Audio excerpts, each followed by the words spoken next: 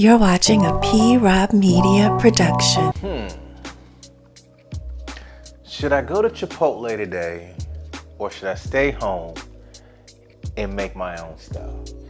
What's up, DiaBEAST family? Have you guys ever been in a dilemma, right? Where you want to go out to eat, but you really don't. You know what I'm saying? Like, you're like, why am I going to spend all this money when I can make it all here? Well, I have a solution for you. Do you like Chipotle? I'm pretty sure you do, because if you're watching this video, I'm sure you like Chipotle. What if I told you I can show you how to make the Chipotle burrito bowl, and it'll taste way better and way fresher than you'll get at Chipotle, and you'll save yourself a little bit of dough. But anyways, if you guys are new to this channel, I want to be the first to say welcome to the DiaBEAST family.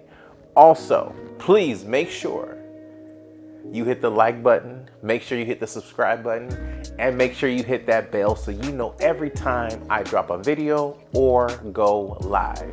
Even though this channel is for my diabetic brothers and sisters, it is also for the people who are on that health food journey. And with all that being said, I want you to sit back, relax, and enjoy the ride, and I'll see you on the other side.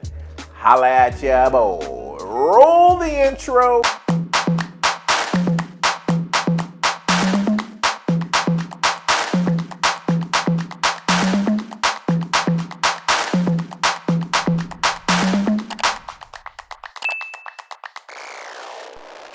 What's up, DiaBEAST family? Welcome back to another edition to DiaBEAST Kitchen. So as you see, I have my portobello mushrooms cut up in cubes, and what I'm going to do is put them into a plastic Ziploc bag, and this is where I am going to start marinating. This is going to be our meat source for our bowls. So I want you guys to pay close attention to the instructions because this is very important. So the first thing we're going to do is we're going to add cilantro.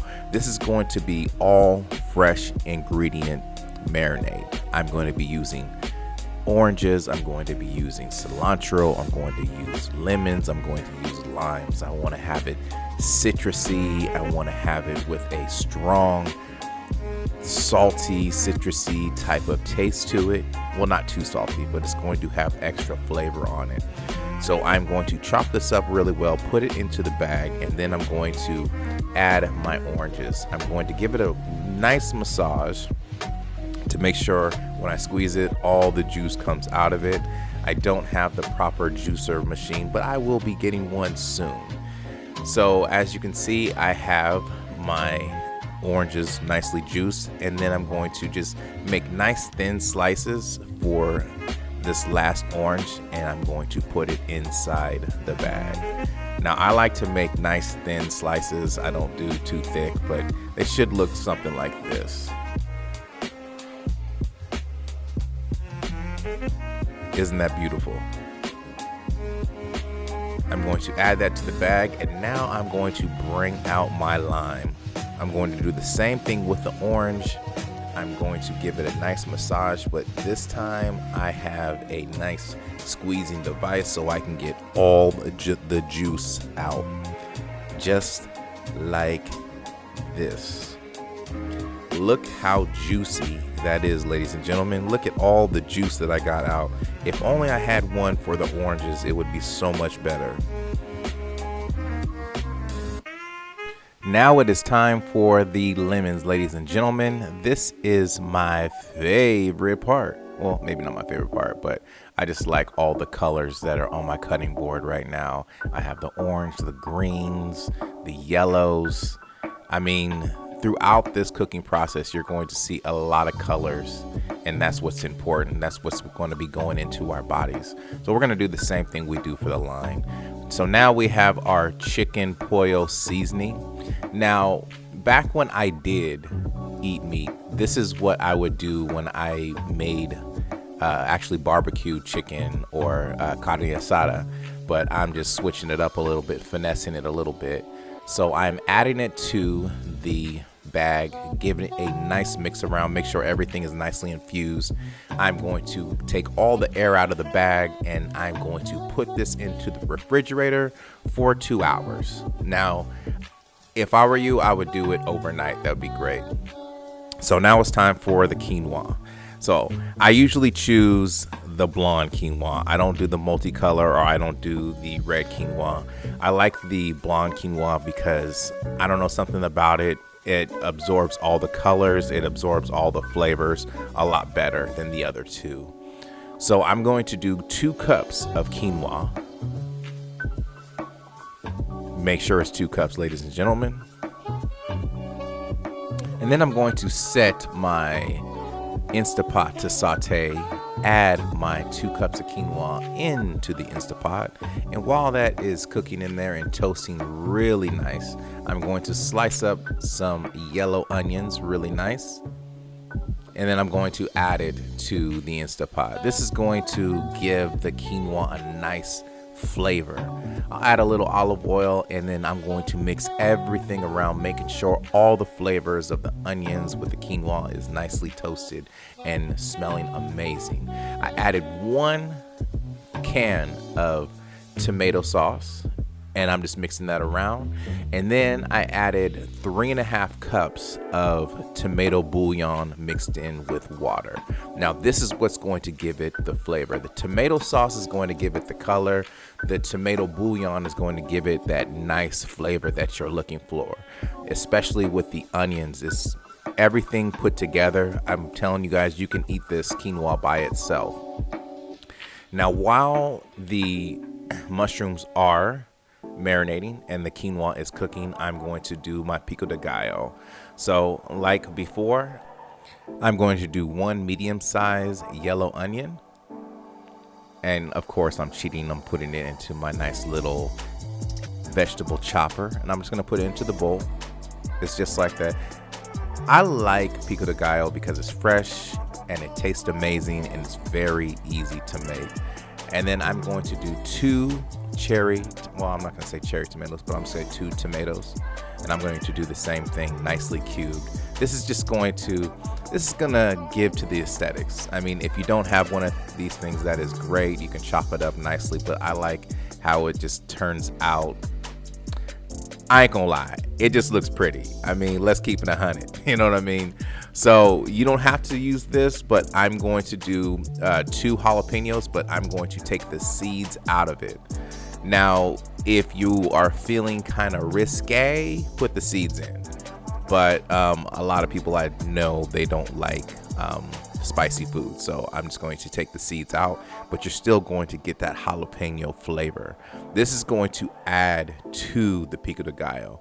A lot of people don't use jalapenos, but I like to use jalapenos to my pico de gallo. I don't know about you, but I like my pico de gallo fresh. I have gone to too many stores and it is just not fresh, and I just decided to make it myself. So of course I'm going to add the cilantro. There's something about cilantro that just makes this taste amazing. I can eat cilantro by itself. I mean, I'm not gonna lie. I think cilantro is my favorite herb.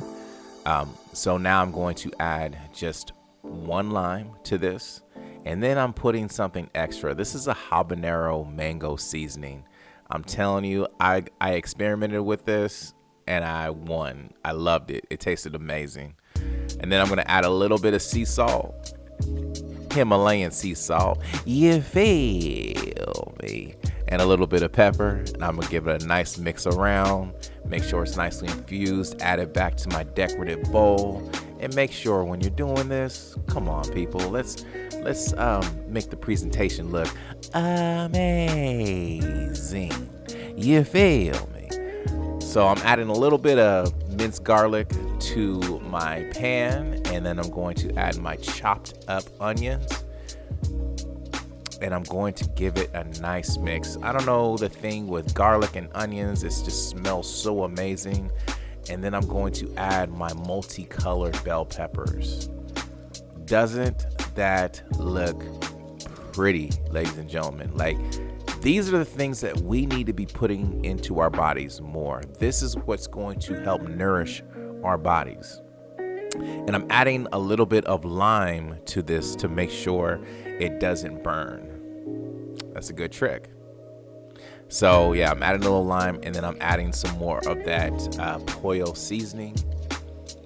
I'm telling you, if you guys were in the kitchen right now with me, you would be like, yo, can we hurry up this process so we can eat? This kitchen was smelling so good. So now that I have everything nicely caramelized, my meat substitute, meaning my mushrooms, should be ready to go.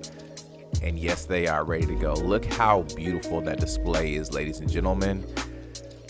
And what I'm going to do is I'm just going to just nicely saute these mushrooms. Oh my God, like it is, ladies and gentlemen, I'm just speechless.